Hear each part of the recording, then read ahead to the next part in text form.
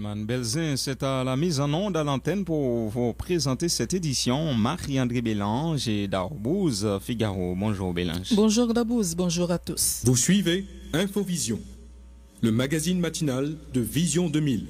En couverture de cette édition, Claire Jeune Juste Chandou, l'un des présumés assassins du journaliste Néhémie Joseph, a été arrêté hier en République dominicaine. Information confirmée par le commissaire du gouvernement de Mirebalais, Maître Elion Saint-Fleur. Le présumé assassin de Néhémie, qui a été dénoncé par la clameur publique, était sous le coup d'un mandat d'amener, informe le chef du parquet. Écoutez ces précisions au micro de Jean-Christophe Prophète. C'est Claire Jeune Juste Chandou.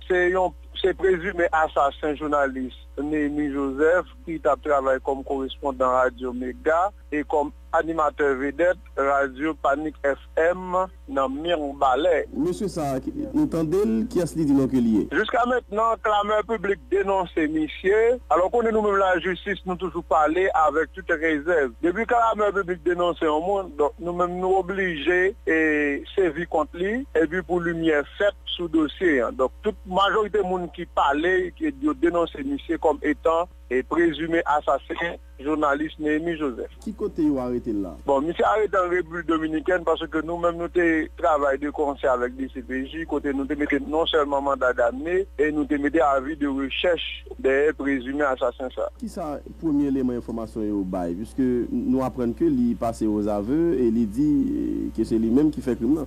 Bon, au connaît nous pas faire fuite en avant parce que c'est tant de moins tant de même genre avec ou malgré que nous mettons avis de recherche là. Que le CPJ a terré les pour mourir au prendre, mais le beaucoup arriver dans même moins pour tenter, pour qu'on est nous-mêmes dans la justice, nous avons un travail qui est purement technique et scientifique. Donc, nous ne pouvons pas dire un bagage que nous-mêmes nous pouvons tenter. Parce que nous pouvons tenter monsieur, nous ne pouvons pas dire que mais ça le dit, mais ça le pas dit. Maintenant, et sous qui base que la police a arrêté le commissaire? Clameur public dénonçait monsieur comme étant présumé assassin journaliste Néhémie Joseph. Donc, nous-mêmes, nous mettons mandat d'amener d'elle sous base ça. Donc, une fois le venu, nous avons fait une juge de paix auditionnelle et puis nous avons l'ensemble du dossier, comme le dossier a déjà trouvé au cabinet d'instruction criminelle. Nous avons transféré le dossier et inculpé par devant le cabinet d'instruction qui va le faire ce que de droit. Maintenant, c'est qui juge qui est sous dossier? Juge qui est sous dossier, c'est le juge Samson Jean. Mais pour moi, dans le dernier détail, vous ne connaissez pas s'il a gagné de l'autre monde avec lui? Non, jusqu'à maintenant, je ne connais pas seulement qu'on est appréhendé, je ne connais pas s'il a gagné avec lui. Le commissaire du gouvernement de Mirebalais, Maître Elion Saint-Fleur, Okaï, des bandits armés ont assassiné par balle jeudi après-midi Adrien Calixte, 33 ans, dans une entreprise située à 4 chemins. Les présumés auteurs de ce crime ont été identifiés, informe le porte-parole de la PNH dans la région, l'inspecteur Pierre-Yves Lesage, en ligne Hans Jean-Louis. Adrien Calixte, c'est un citoyen qui gagne 33 l'année. Mouri en babal bandi exam zone 4 chemin au Caille jeudi après-midi 16 janvier à 4h30 comme ça. Victime là qui était trouvé dans le business que qu'on a habitué travail dans moment bandi était rentré et puis l'ouvrir coup de zam sous lui. Selon précision porte-parole police là dans le département, inspecteur Pierre-Yves Lesage qui dit tout déjà gain bon genre information sous monde qui t'a commettre ça. C'est monsieur le Calix Adrien, qui a 33 ans. Je suis employé en business qui a 4 chemins qui est les Haiti Borders. Je t'ai atteint nos objectifs, comme nous disons, deux nègres, Camelo avec Donald. Les nègres, les amis, monsieur Maré, à quoi avec nègres. Malheureusement, il y a Camelo qui tire monsieur. Monsieur prend une balle dans le cœur. Monsieur Mouri, il était mené à l'hôpital au Fatma, il est à l'hôpital là, monsieur pas survécu. C'est 4 personnes qui sont impliqués dans le dossier ça. Maintenant, 4 personnes, il y a pour chercher activement. Mais il y a 2, très bientôt, on a fait publication photo sur les réseaux. Pour être capable de contact avec Visayu pour capable informer nous quel que soit côté de travail. C'est Camelo ainsi connu, Elitan ainsi connu, Donald ainsi connu, Angelo ainsi connu. Mais deux nègres qui étaient sous moto qui étaient tirés hier après-midi, c'était Camelo avec Donald. Nègres ça les jeunes fait ça clarté aller dans Renault. Nègres ça ils recherché activement par la police. Dernier jour ça yo malgré responsable la justice avec la police a battre l'estomac yo pour bon gens travail yo dit à faire. Selon constat qui fait, Zach Banditis continue à valer terrain. Hans Jean-Louis depuis Ville-Okaï pour Radio Vision 2000. Merci Hans Jean-Louis. Poursuivi pour faux et usage de faux dans le cadre d'une enquête diligentée par l'ULCC, le deuxième secrétaire à l'ambassade d'Haïti en République dominicaine, Karbi Alcante, a été arrêté hier à l'aéroport international Toussaint Louverture. L'avocat de M. Alcante, Maître Camille Leblanc, pointe du doigt le DG de l'ULCC, Maître Claudie Gassan, qui l'accuse d'avoir procédé en personne à l'arrestation de son client et ordonné à un agent du corps de maintien d'ordre de conduire Karbi Alcante à la DCPJ. Karbi Alcante avait été arrêté le 30 décembre dernier par l'unité de lutte contre la corruption, puis libéré provisoirement après son audition par le substitut du commissaire du gouvernement de Port-au-Prince, Maître Gentil Souvenir. Écoutez les propos de Maître Camille Leblanc au micro de Jean-Christophe Prophète. Pas qu'à arrêter lui, pas de mandat pour arrêter tout le monde, il doit arrêter. D'après l'information que nous avons disponible, c'est M. Claudie Gassan qui est censé chef de l'immigration, qui est censé chef de la police, qui est censé chef de poursuite, qui débarquait lui-même, qu'on a M. Apentré, débarquait lui-même, il Kembel dans l'aéroport, qu'on y a, dans l'après-midi, qu'on y a, il commençait à l'amène, il était dans l'aéroport, Kembel dans la zone qu'il pas voulu quitter le traverser frontières. Finalement, il a décidé de prendre dans le DCPJ. Par contre, de qui prévient que DCPJ va recevoir un monde de M. Claudie Gassan, qui n'est pas commissaire au gouvernement, qui n'est pas juge d'instruction. Par contre, sous qui forme DCPJ recevoir la même. Pour faire qui ça? Donc, c'est ça, nous avons connaît. Mais c'est qu'on y a, dans l'ESAO, après le 15 depuis le matin dans l'aéroport, M. Claudie Gassan a décidé de déposer dans le DCPJ. Donc, DCPJ, c'est son lieu de dépôt de brigandage qu'a fait. Ça veut dire que DCPJ recevoir des mains de Claudie Gassan, un citoyen, que qui pas foutu dire mais qui crime les commettre. Maintenant, d'après ça, il dit, monsieur a dit, l'autre là, l'autre nationalité, à supposer le temps l'autre nationalité. Les haïtiens, papa, ont l'autre nationalité. À supposer que c'est à ça. Quelle est l'infraction? La loi de 2002, qui reprend dans la Constitution de 2011 là, il dit que, un monde qui est d'origine haïtienne, même s'il a l'autre nationalité, bon, pas quelle fonction qu'a occupé, gain, qu'il pas doit occuper, c'est président de la République, premier ministre, ministre, sénateur et député. Donc après ça, les compétences haïtiennes à l'étranger ou ailleurs, pays à qu'à utiliser. Ça veut dire, M. Gassan a décidé que mon haïtien qui a l'autre nationalité, il n'a pas de droit au service de ce pays, en vertu de qui ça, nous ne connaissons pas. Il faut le tabac infraction. M. Camille Leblanc, où dit que c'est Claudie Gassan même en personne qui remet les bails? En personne qui a arrêté. Qui entre là-dedans, qui a arrêté, qui bloque là-dedans, qui a arrêté, et qui finalement mène ces informations que je là, qui mène dans des CPJ. Donc, maintenant, les 6 mois que tu as avec lui, c'est 6 mois, il va mener dans des CPJ. Gon ordre paquet Port-au-Prince tout que substitut commissaire gouvernement gentil et souvenissien pour ça, pour prendre. Non, il va comme ça là. Le commissaire du gouvernement, entendant que M. Claude Gassan a été arrêté Kebi, il baille la police dans la zone, l'ordre, et puis il mène un bali, puisque le dossier est au paquet. Il va foutre à l'ouvrir aucun autre dossier pour bagage qui n'ont pas qu'un. Voilà ce qui en est. C'est pour faire suivi dans le cabinet d'instruction. Entre-temps, est-ce qu'on connaît qui juge qui sous dossier? Non, pas qu'on ait histoire comme ça. Pour l'instant, ça qui est important, c'est que M. Claude Gassan débarque dans l'aéroport, l'arrête un citoyen, et ils font journée avec lui et séquestré. Finalement, là, le déposer dans des CPJ. On connaît à la prenait en vertu de qui ça? Le parquet, il dit que, entre parenthèses, reprocher, suspicion de faux et usage de faux, entre parenthèses. Par contre, sur théorie. Oui, non, mais la circulé sur Internet. Mais est-ce que c'est le commissaire du gouvernement qui a procédé à l'arrestation? La réponse est non. Et la réponse, c'est que M. Gassan directement entré en l'aéroport à l'arrêté maintenant. Parce que le bon problème personnel avec monsieur, finalement, il dit qu'il a fait faux, il a eu des faux, il a arrêté monsieur à le voyer dans le paquet. C'est dossier ça, que le paquet, monsieur Claudie Gassan, a arrêté qu'il était fait venir joindre pour discuter des questions corruption qu'il a parlé, qu'il par exemple a parlé des Italiens, parce que tu as un problème dans l'ambassade là, avec madame, etc. Problème personnel que la réglé là, et c'est dans comme ça, l'arrêté illégalement, le voyer dans le paquet. Le porte-parole de l'ULCC, Franz Exantus, confirme l'arrestation de Kirby Alcant. Cependant, il a affirmé n'être pas en mesure de dire si Claudie Gassan était présent ou non lors de cette interpellation. Kirby Alcant est accusé de faux et usage de faux. Franz Exantus avec Jean-Christophe Prophète. Dans le cadre de travail, les citoyens ULCC ont besoin d'entendre, ils ont envie de recherche d'elle, tout ça. Citoyen ça, est entré dans le pays hier matin. Donc, alerté ULCC c'était prendre disposition avec immigration pour étendre des citoyens ça dans le cadre des charges qui gagnent contre lui. Le ULCC tendait lui, en même temps gagne un commissaire, substitut commissaire gouvernement Gentil Souvenir qui quittait yon l'ordre nommé la police pour que yon intercepté citoyens ça avec tout dossier et puis pour voyer au bali dans le parquet. Maintenant, comme ULCC dans le cadre de travail, la loi dit qu'il a collaboré avec l'autorité judiciaire dans le cadre de mission, eh bien, il prend disposition, ULCC remettre citoyen ça à la police et qu'il lui-même doit exécuter l'ordre commissaire à quitter pour mener le bail commissaire. Donc l'information c'est ça, c'est dans ce stade ça nous y est.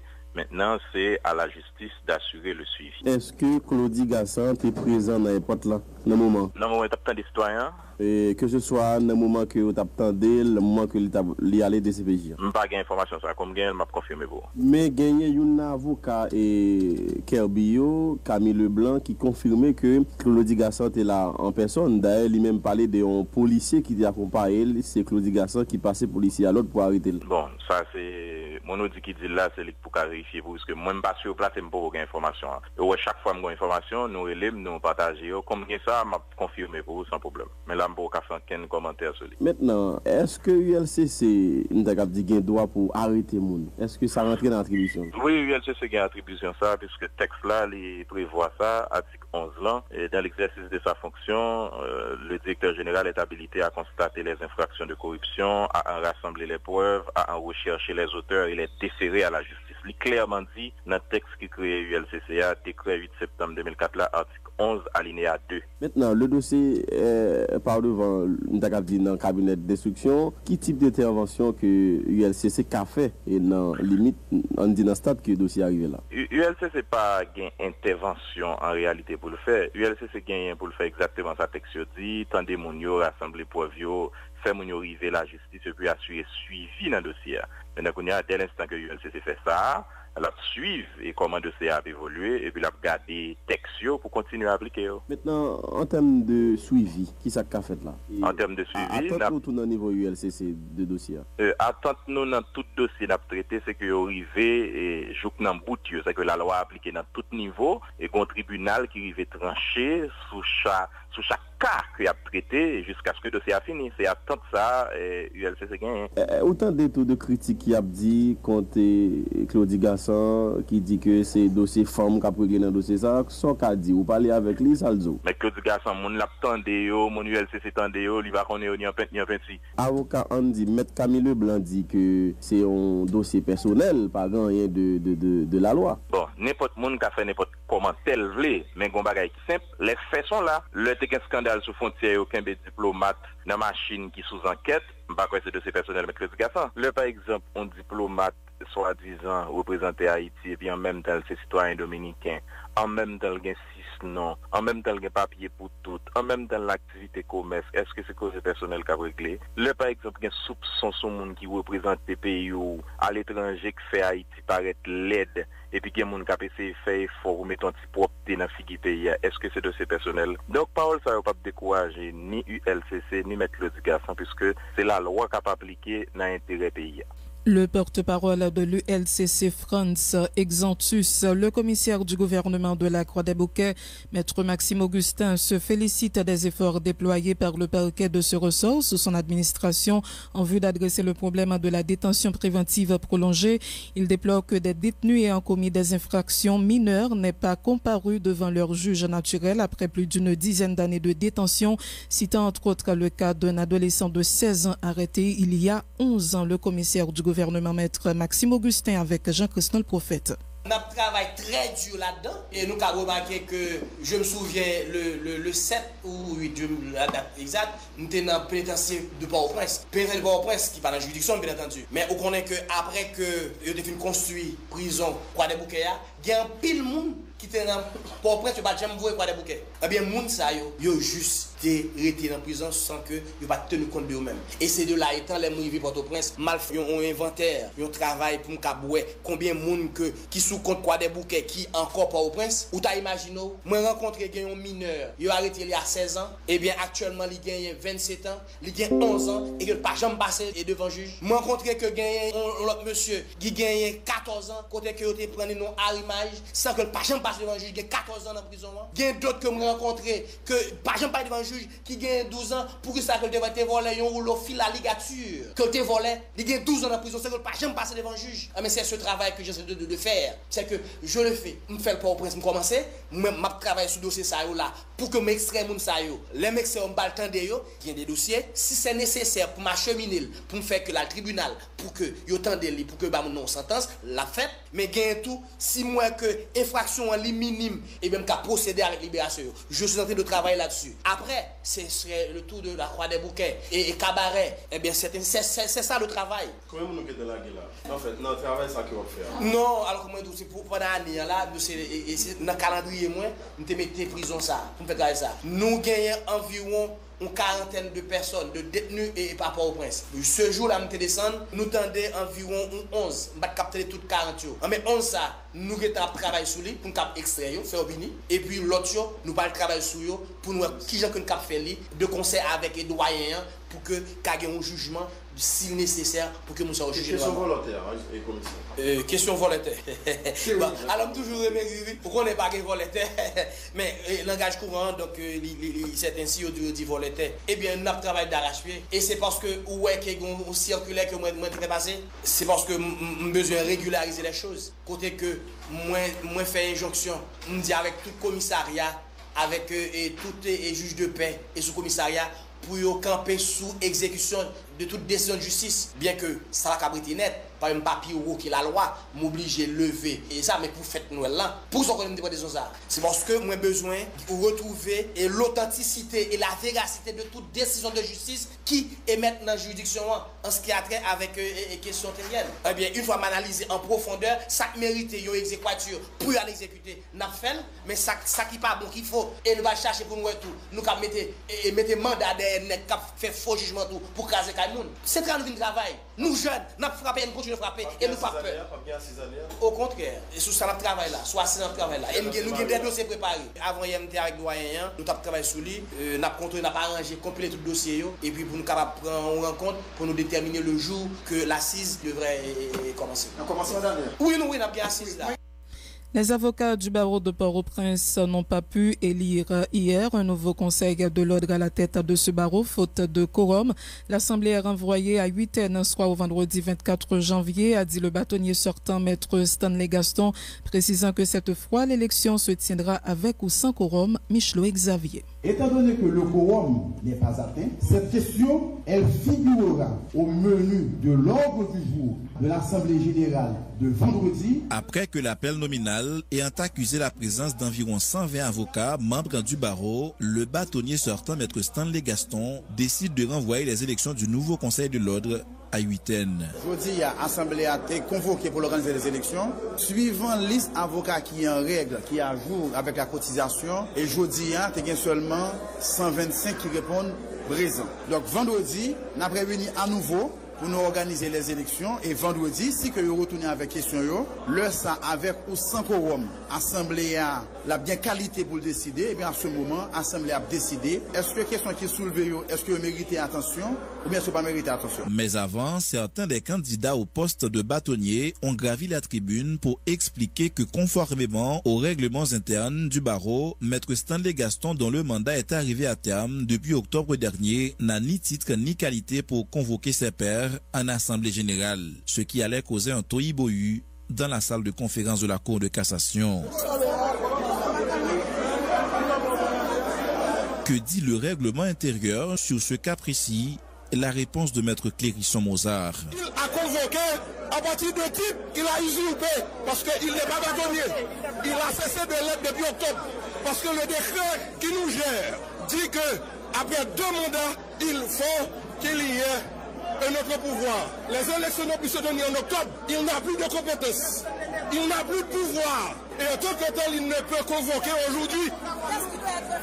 Qu'est-ce qui doit être fait? Le pouvoir appartient à l'Assemblée des avocats. Et à partir de ça, on va faire ce que le décret dit, mais pas pour organiser des élections à partir du bâtonnier. En tout cas, Maître Stanley Gaston n'a pas semblé céder à la panique. L'Assemblée générale des avocats du barreau de Port-au-Prince pour élire un nouveau conseil de l'ordre se tiendra le vendredi 24 janvier prochain. A-t-il décidé? Ça qui doit être clair pour tout le monde, vendredi, je ne serai plus à la tête du barreau. M'a rentré dans les rangs, comme tous les avocats, m'a prêté au service de mon barreau, mais à partir de vendredi, l'Assemblée générale là, l'a décidé qui est ce monde qui pour rester. Mais quel que soit le cas de figure, vendredi, je remets les charges que le monde que l'Assemblée a décidé, il va présider aux destinées. Notons que dans l'ordre du jour, il sera question du bilan du conseil sortant, des élections pour les postes de bâtonnier, de conseiller, de secrétaire et de trésorier.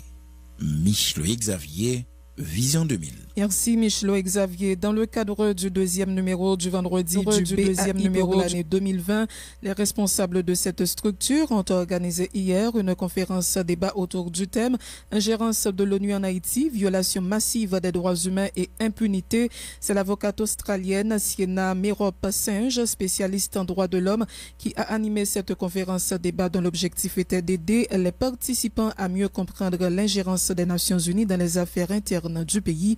La déclaration de Sienna Merope-Singe au micro de Marie-Guylaine Saint-Aimé-Macéus. J'ai commencé pour garder dans qui sens nous a dit que présence de l'ONU en Haïti c'est une forme d'ingérence liée et nous garder comment le ministère est entré en Haïti dans l'année 2004 après le coup d'État qui était fait contre le président Aristide là et puis qu'il était rentré sous chapitre 7 de charte de l'ONU qui supposait là qui autorisait présence casse-bleu dans un contexte où il y a une menace à la paix internationale surtout dans la situation de la guerre. Mais nous gardons que les ministères venus en Haïti, pas gagnent la guerre, pas gagnent un conflit qui a menacé la paix internationale. Sauf que n'est pas vraiment justifié que gagnent une mission chapitre 7 l'ONU en Haïti, même pour commencer. Après ça, tu gagnes un peu de résistance peuple haïtien devant le ministère, mais même chaque année, Conseil de sécurité dans l'ONU, il compte renouveler le mandat ministère sans qu'il y fait aucune attention à gens peuple haïtien pas le ministère là.